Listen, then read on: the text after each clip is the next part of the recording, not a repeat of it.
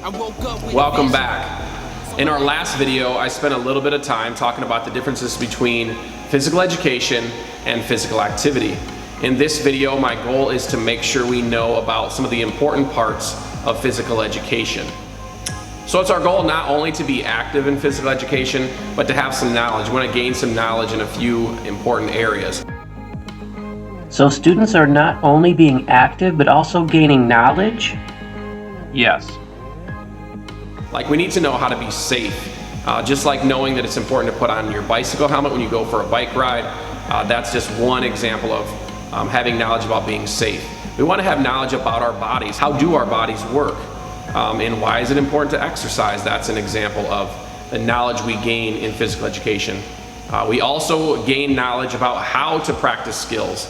We're going to be working on some skills, movements, exercises, different activities, and we're going to learn what I call the key words, what is proper form, having that knowledge so that then outside of class we can continue practicing. So what you're saying is we have to know stuff in our brains that is important for being active? That is correct. What I want to do is just show you a short lesson. I have a few volunteers. They're going to help me to show you how I'm going to teach these skills. We'll review what key words are. We'll talk again about proper form, and you will see how I use signs and how I demonstrate the skill, and then how I give you a chance to practice. I call that guided practice. So guided practice is learning skills with the help of a teacher or a coach? You are correct. What skill are we working on today? Underhand strike. Underhand strike. The underhand strike is a skill, so it's different from a movement. It's a little different from an exercise, but doing the underhand strike is it's a skill that you can use when playing some games, and we'll talk a little bit more about that. So I'm going to show you, and then we'll break it down. What are the things we want to focus on? So let me put my sign down. I'm going to start out by putting my hand through the safety strap. So one thing we have to have is knowledge. We want to know some things about the skill. One is how to be safe. So we put our hand in the safety strap. The other one for safety is we're only going to be swinging our paddle when we're on the poly spot. All right, I'm ready to go. I'm just going to do some strikes here, underhand strikes. I'm holding the ball low. I have to go get my ball. So before you get started, I want to talk to you about the keys.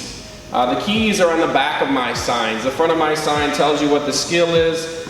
On the back of my sign tells you the keys. So if you were watching, you might have noticed that I was facing the wall. This says facing the target. Where's our target, girls? The wall. The wall, so we're facing our target.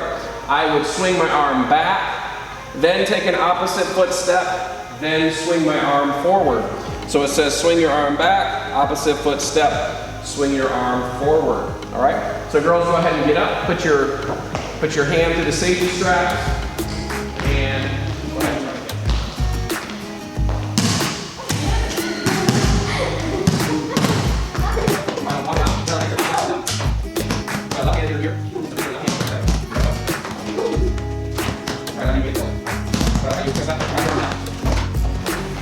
Let's walk over here. Good job waiting until you get back to your poly spot. That's pretty safe. You get your right hand, your left foot. Good job. Yeah, nice and straight. Good. Now we give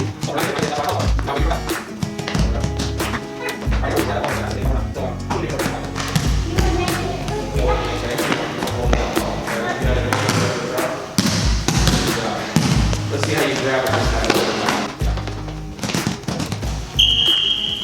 Hold your ball on the poly spot.